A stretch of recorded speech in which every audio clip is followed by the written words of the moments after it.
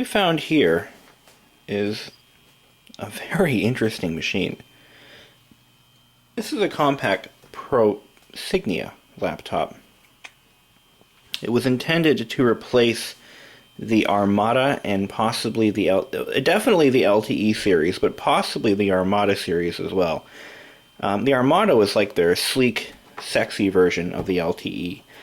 The LTE was a chunky business machine intended for hardcore road warriors and professionals. I actually had an LTE 5150. It was given to me by the editor of a magazine, and that thing was worn to nothing. I mean, if you could wear a laptop completely out, you'd have the one I had. But it still worked. The Armada was like the LTE, only much thinner, and it featured a few interesting features like an external battery handle and a pop-down keyboard. When you close the screen, the keyboard would actually pop below the surface and fold out of the way of the screen. It was a really cool design. But succeeding that, Compaq came out with this in about 1998. This is the Prosignia, which is a name that kind of complements the ProLinea server line. It's a very well-featured laptop. In fact, one of the best laptops of that time period I have ever seen. It has every feature you would ever want in a laptop in 1998, including one of the first DVD drives. This may be the very first laptop, or one of the first, to feature a DVD drive. In 1998, DVDs were just beginning to come out in the home consumer market. But I believe the purpose of this DVD-ROM drive is primarily for reading data DVDs, which weren't really common back then. So the fact that it has one is extremely rare, or unusual, I should say. But like other laptops of that time period, it also features a multi-bay. Just move the laptop forward here. It features a multi-bay floppy drive that can be popped out, and if I can get it out, kind of a pain in the neck. Well, come on. There we go. This comes out, and you could actually slide a secondary battery pack in its place. So here's the original battery pack. Is this lithium ion? It is. Lithium ion was also a very new concept back in those days, replacing the nickel metal hydride batteries that caused so many headaches for people. Lithium ion batteries were a very new thing, and that makes this possibly one of the most expensive laptops of 1998. In addition to all that, we also have, I'm going to pop this thing open here so you can see keyboard and work surface. It also features a Pentium 2 processor without MMX. So it is a Pentium 2. It is a Windows 98 machine. We have a USB port, which is another brand new thing for that era. USB was first supported in Windows 95 USB edition, which was kind of a patched version of 95 to hold the tide, for Windows 98 to come out.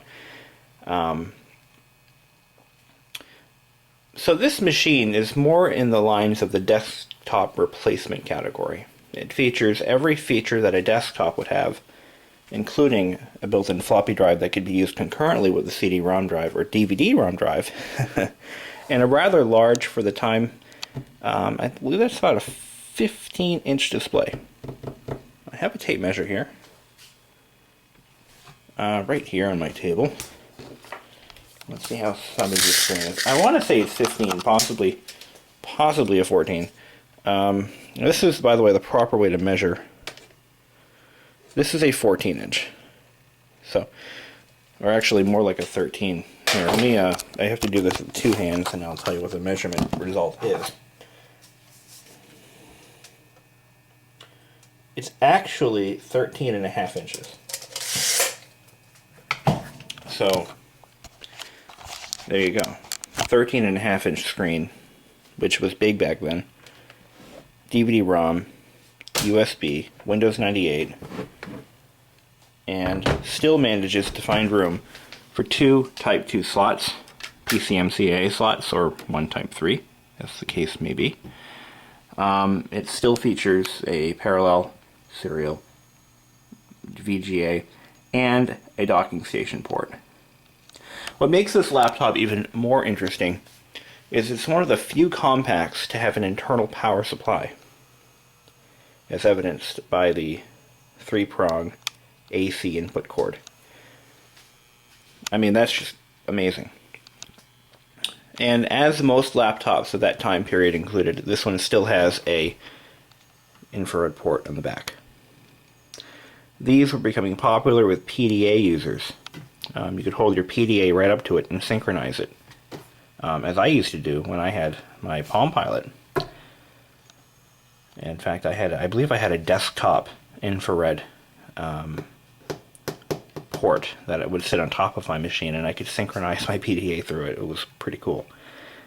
Over here we have a PS2 port, which would have been connected to a Y cable to use with the mouse and keyboard concurrently. Alright, so let me move the machine over a little bit, and I'll show you some of the features underneath. And you can see a little bit of its construction. Expansion options. Now on this laptop, the modem is under this cover here. A lot of the modems in laptops were removable in those days, and I believe that was because they were often the subject of failure. But this is another feature that makes this laptop probably the ideal utopian laptop of that time period. These flip open feet. Look at that. They may not seem like such a great feature because laptops have stopped including these in recent years. But what they do is they actually tilt the laptop when you're using it to give you a more natural typing angle. So that's like maybe a, what, 2 degree rise, maybe, if that, not even 1 degree. So we're gonna open it up here. Oops, my foot collapsed. Open it back up again. There was a time when a lot of laptop manufacturers were including features like this, like the pop-up feet. Where'd it go? Where's the damn thing? Oh, there it is.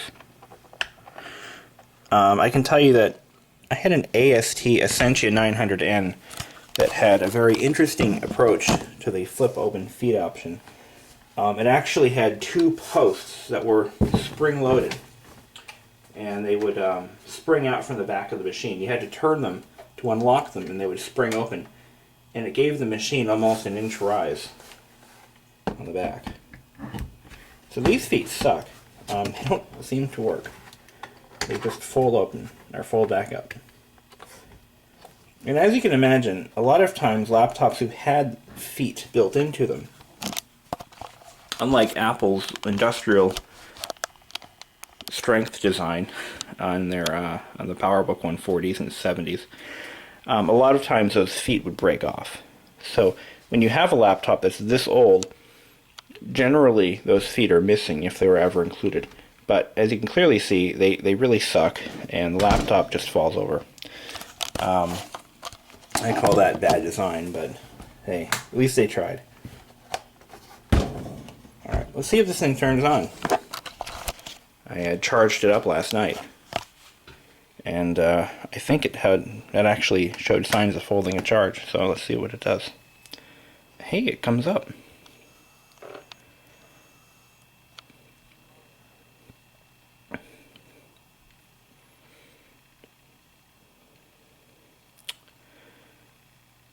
Okay, I should probably fess up. Now there's a problem with this laptop. A really big problem. Like a terminal problem. And it's not what you're thinking.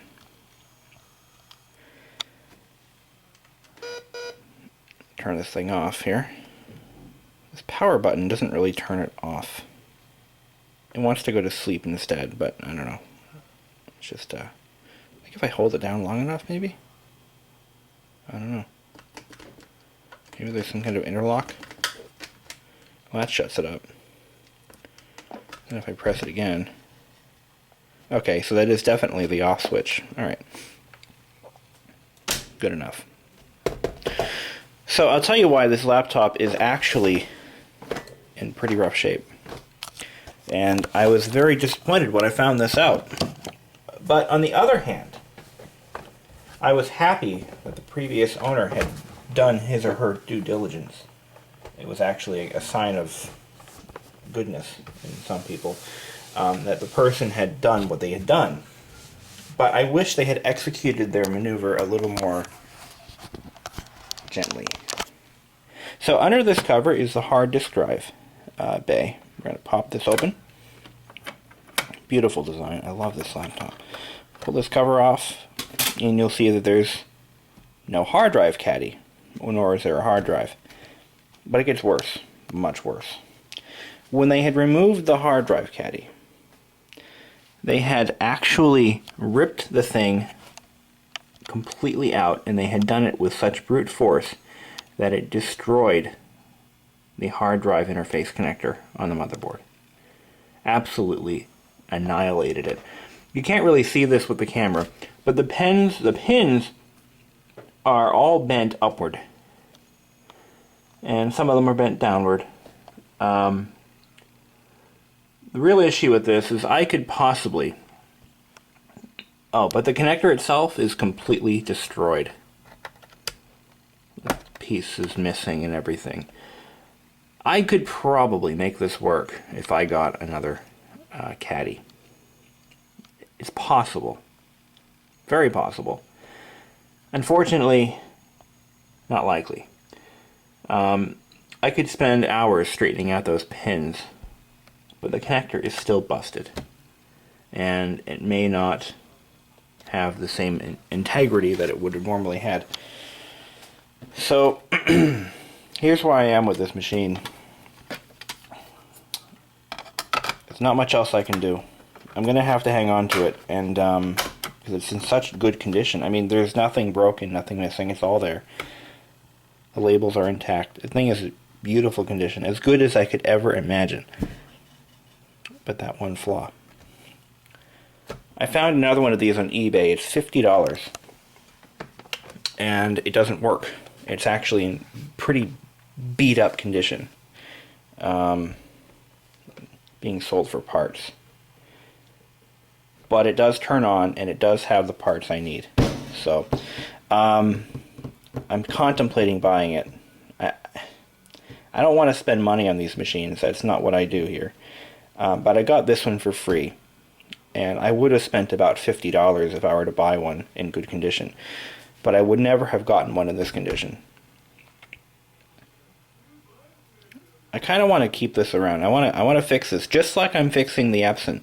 I know I haven't made an update on that, but I did buy the one on eBay for $20, including shipping. To me, it's worth $20. I mean, to save a Windows 3.1 era laptop from disappearing off the face of the earth, if I can do that, I'm going to do that. But saving this Prosignia is really important because I've never seen one in my life. This is the only one I've ever seen. And I used to work in a used computer store, a place that would take in basically junk equipment from liquidators, like old equipment from off-lease stuff, you know, that kind of thing. And we would restore it or rebuild it on site and resell it. And my job was to take all this old junk off the trailers, put it together, make working equipment, and resell it. I was in high school then. And it was around 2001 that I was working there, 2001 to 2002-ish. And I had never seen anything like this before. And I've never seen one of these ever. I've never seen one. So, I know I've said that about 18 times. But you get the idea, right? And it's in such good condition, and it's a fully featured desktop replacement laptop that has somehow managed to escape the ravages of time. It's in fact the same age as my Honda scooter. Not that that matters to me. Another feature I want to show you, not feature, but another thing I want to, yeah, whatever. You know how I often look at keyboards to determine how used a laptop is or a computer? It kind of gives me a guideline to see if it was a heavy used machine or lightly used. That gives me an idea as to what could be going wrong with it, or if it has much life left in it. Well, this one in particular has been used. You can't really tell, but this part of the spacebar has some shininess to it. It has some wear to it. And that tells me that this laptop was certainly in the category of a workhorse. Not really a workhorse, but it was used moderately. There is some wear here on the spacebar, but nothing on the enter key. Normally the enter key and the shift keys show some wear. The shift key, this one here, has a little bit of wear right there. And the most commonly used keys, like A, you can see there's a little bit of wear on the A key. S, a little bit. Actually, the whole home row has some wear to it. And of course, the Z key is like new, as always. So this is a machine that was definitely used in its heyday, but probably put aside when it came time to upgrade. Probably taken out of working service. That's the other thing, is I don't know how functional this machine is. So I'm going to blindly buy a relatively beat up twin and harvest it for parts if I end up doing it.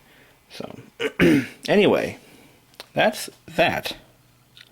And you can see a little bit of wear on these trackpad keys. Not too much. They still have some... Ooh. This one's worn. Probably still works, but it's got some wear. I may have to rebuild that switch. So let me tell you a little bit about the LTE 5150 I had. I sorely missed this laptop. It was, if you just Google LTE 5100, you'll see what it looks like. Now this laptop was used to write, I don't know if any of you have ever heard of this magazine. It's called Vision Systems Design. They're still in business. They still publish magazines. One of the editors of the magazine had used this laptop for about 3 or 4 years, and he basically writes probably half the magazine. I mean, he writes a lot of stuff for this company, and the keyboard had no letters on it. It was blank. Most of the keys were blank. He had worn down through the, and it was the same style key. They're silk screened. Actually, no, these are decals. These are decals, and that's what Compaq used. The decals were actually longer lasting than silk screened characters. But he wore down all the keys. They were all shiny like glass. That particular model had a track point in the middle of the keyboard, and that was done for. I don't even think it worked anymore. The rubber nub was missing. I put a rubber nub back on it, and I got it to work a little bit, but it was never right. The screen, the backlight was so bad that you could barely see the screen. I mean, it was so dim. It was incredible. So that was gone. The cable that drove the speakers in the monitor. This was back when Compaq used to put speakers up in the top corners of the monitor. It was a really cool design and really effective. But the cabling didn't work anymore. So the speakers would crackle. They wouldn't work. Actually, by that point, they didn't work at all unless you held the keyboard or the screen open like that far. The doors, they were still using doors on their machines in those days. This is in 1996. But the doors were all busted off. Not from not from abuse. They wore off. Actually, no, the doors were one of the doors was still there, but the latch was broken, so it wouldn't stay closed. This thing was so badly worn out. The hard drive sounded like a cement mixer. I mean, the bearings were completely shot. But it still ran. It still worked. And I actually used it for about 6 months. When I let a friend, he was going to put Office on it for me, and it didn't have a CD-ROM drive, so I said, no, well, if you want to just take the hard drive and, copy the files on it for me, that'd be cool. Because he had a satellite internet connection. You see, this was a while ago, okay? So he had a satellite internet connection, and he was going to copy Word rip it from the internet, and download it illegally, and put it onto my hard drive for me. I thought that was awesome. But when he put the hard drive back into the laptop, he left it running. Blew out the IDE interface. I could have killed him. In fact, I didn't almost kill him, but he actually ended up buying, he felt so bad, he bought me a PowerBook 140 off eBay. That was nice. Good story. But yeah, that laptop was the most worn out laptop I've ever seen. And that was the predecessor to the Prosignia. So anyway, I'm going to call it a night, call it a video, I should say. And I'm going to put this one aside. It does turn on, so at least I know that. I may have to replace the entire motherboard. If I find a good motherboard, I'm not going to desolder the connector. But if I find a bad motherboard, I will. If I have to desolder the connector and put another one on, that'd be fine. As long as I get the caddy, and I think I have a hard drive I can stick in it. But as long as I get the caddy, I'm okay. In better shape than I would be otherwise. So, peace out.